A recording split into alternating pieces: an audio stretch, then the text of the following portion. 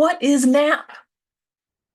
It's not what babies do, and it's not what old people do in the middle of the afternoon. It actually stands for name, address, phone number. You'll see that a lot when you're looking around in the whole SEO world, website world. They'll say, make sure your NAP is consistent everywhere. That's what they're talking about. Name, address, phone number. But it also is everything else to do with your location. So it could be your email address, your physical address, your mailing address, your phone number, your fax number, your business name, your name, and they have to be consistent everywhere. And you might think, oh, it's no big deal. So let me tell you a story. Last year, I changed my business from an LLC to an S Corp. So I thought, like you, no big deal. You remove the LLC, you put an INC, and who cares? Done. So I did that in November on my website. And I just thought, as I come across things online, I'll log in and change it. It's no pressure. Whenever I come across it, I'll just change it, and over time it'll all be changed. That's what went through my mind. I didn't realize it is a big deal. It's part of the NAP. Remember? Name, address, phone number. What happened? And I share this so that this won't happen to you. What I'm about to share will happen if you change any piece of your NAP. Any piece of it. I changed it on my website. I didn't change it in my schema because I forgot about it.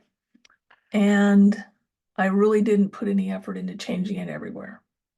I went from page 1. In fact, in my local area, there's about 4 of us that waffle from 1 to 4, and we're just all over 1 to 4, 1 to 4, 1 to 4, whoever happens to be number 1 that day. It's been like that for years. Now, I was at page 3 and down. And I'm like, what is going on?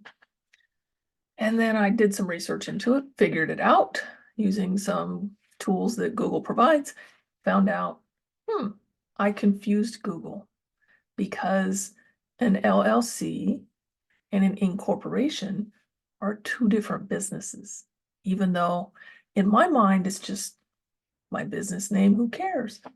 Google cared. That's who cared. And because they were now confused, I had changed it on my website. I didn't change it on my website schema. That was a huge one. I changed it, or I tried to change it in my Google business profile, and they just kept rejecting it and putting it back. Why? Who knows? So I ended up going to Bright Local and using their citation service so that it changed it all from behind the scenes. And they actually have this new thing, it's cool, where you can sync with your Google profile. And it syncs with Bing, Google, Facebook, and Google Analytics, not sure why on that one, and Apple Maps. And what it does is you tell it the information.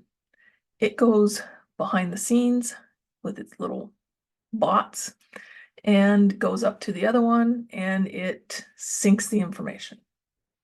So that was the only way I could get my Google business profile changed without having to verify my business again, which I thought was cool as that as well. I figured that would be a delay.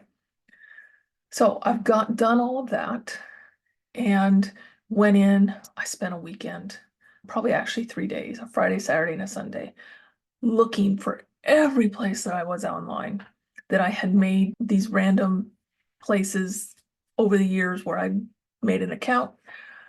I had to figure out usernames, passwords. I mean, it took me hours and hours, 3 days, as a matter of fact, to get those all located, figured out how to log in, and changed.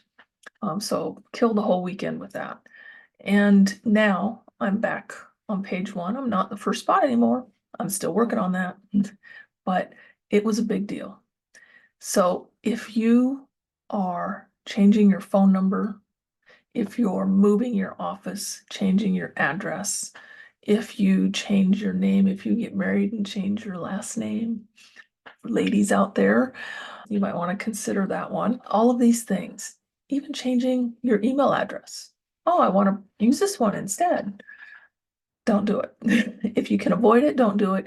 If you have to do it, then make the changes online all at once. Like I said, it took me 3 days.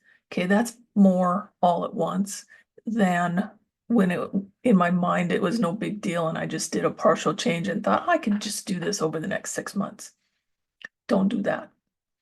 Take it from me. Don't do that.